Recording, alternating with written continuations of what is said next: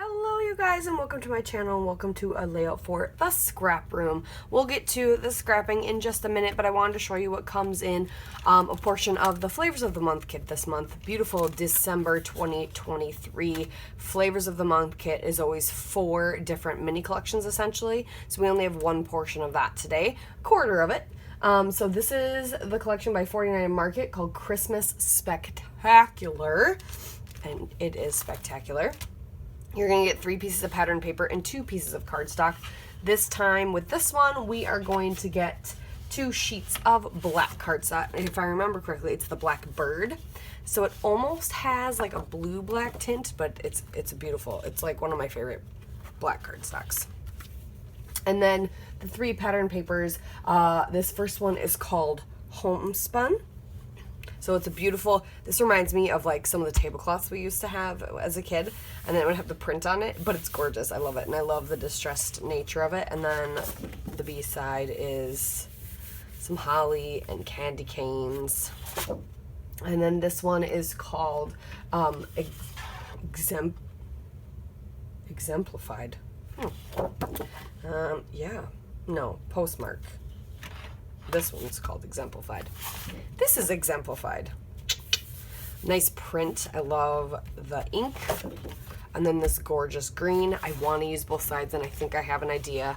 We're going to be playing with the sketch today with this. So I think I have an idea how I can tackle and get both sides. And then this one's called Postmark. And so it has some stamps and some greenery. Looks like berries, holly, maybe some parsley. That looks like an herb of some kind. And then this gorgeous stripe. And then everyone's going to get a variation of the embellishments. So you're going to get a mixture of ephemera, chipboard pieces, and chipboard words. And it's all going to vary per kit. So I can show you what I get. You could get some of the same. You might not, likely not. And you could get completely different ones. So these are cardstock ephemera. So this just says amazing. This is chipboard. It's a Wonderful Life. This is cardstock ephemera. A nice holly berry.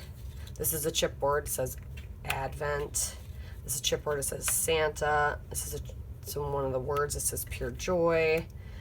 There's 2 stars in one, which is nice. A little tab, a little ticket thing, a Santa holding a present. This is Merry Christmas, chipboard tag, chipboard Here Comes Santa. This says Dear Santa, peace and joy, happy holidays, all is merry and bright, joy to the world. This just says Christmas. This is chipboard 25th, heart, and It's a Wonderful Life. So lots of variation of what you could get. These things, I tend to actually just like to use them as tucking pieces and have them peek out a little. Nothing too crazy. And let's get started. So again, I feel like I have some of the perfect photos. I chopped all my hair off around this Christmas, and we're using the sketch, by the way, for this month. So this is where, I feel like I have the perfect photos. So I chopped all my hair off, and I was wearing this gorgeous, one of my favorite Christmas like outfits. It was this green shirt, and it goes really well with this collection, and then my dark hair, so it just kind of goes. Anyway, but I thought this would be a great opportunity to document me chopping my hair off, and then I always donate my hair. And my hair stylist is a good friend from high school, and she always takes care of packaging up my hair and sending it off. And I'm trimming down a picture of like all the hair I have, because I decided I have more than 2 photos, but I have the 2 main photos, and then underneath I will have the picture of just the pile of hair, and then a picture of the returned postage, because my hair was too heavy. So I have really thick hair, and I have a lot of it, and she put on she put on a bunch of stamps and it wasn't enough and it got returned. So we had to add more postage, which she's like, I've never had to put that much postage on somebody's donation before. So that was just kind of fun. So I wanted to get that documented. I really, really, really like this background, or this pattern paper, the script one, and I want to use that instead of the cardstock.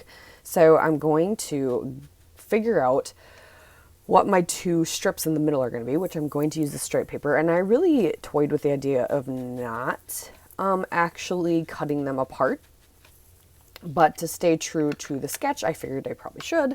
So I did cut them apart. So I'm going to figure out where they're going to lay on the background page, and I'm going to gut, because I also want some of that plaid that's behind in on the back of this beautiful script mixed media paper. So that's what I'm doing now. And so I'm just going to gut that center out, and then I can use both sides and it'll work great. Sorry, I'm playing with another layout while I do this. Okay, I'm done making extra noises. I'm sorry. So yeah, I'm going to gut. So this sketch is for the Jumpstart sketch for this month at the Scrap Room. Make sure you are checking out all the fun challenges they kind of post every month. Or not kind of, they do. It's usually a Jumpstart sketch, the Freaky Fest formula, a color sketch, sometimes one of those word ones. Word challenges where you have to have something that starts with each letter of a word. There's always a throwback sketch as well, which are super fun because then you can play with some sketches that have been done in the past. So then I'm just putting this on the black cardstock, and then I will have a little black peeking out behind, but that does not bother me at all. It's so minimal that you can't notice it. But I will then also mat my photos on the black cardstock. So I'm going to do that as well, because I want to make sure I have enough width to cover so that when I do my peekaboo, which will be a lift flap for those, the photo of the bundle of hair and the return postage and a little bit more journaling under there, that will be under the cut photo. And the main reason is that because I'm going to have the title on the left, just like I followed the sketch pretty closely as well, just because the title is going to be on the left above the left photo. I don't necessarily want that one to be the one that opens, and it works out really good to have it done on the one that's on the right.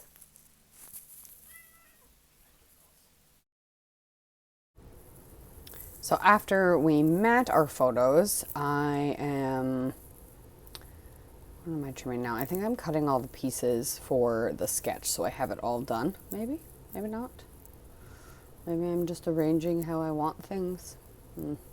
But after I trimmed the photos down to the size that I wanted them, that ended up leaving me a tiny piece of black cardstock that was exactly the width of my mats, which was perfect because that's what I will use to then create my little hinge and flap. So I'm showing you the other papers that I cut for those pieces because I did it off screen.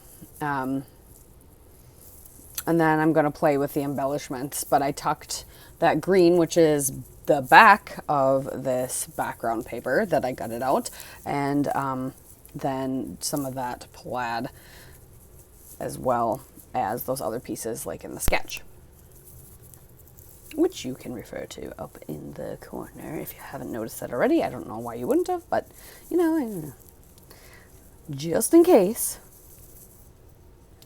So I'm really liking the title I got, which is amazing. And one, just the transformation of getting my hair chopped off, that much hair chopped off, was an amazing feeling. I don't know if anyone else gets that like euphoric feeling after you chop off a bunch of hair, but it's just, it's almost psychological and emotional, because it's like the weight of the world has been lifted off your shoulders, especially when you have really, really heavy hair like I do. But I'm sure it feels equally as rewarding or promising when you don't have super heavy hair.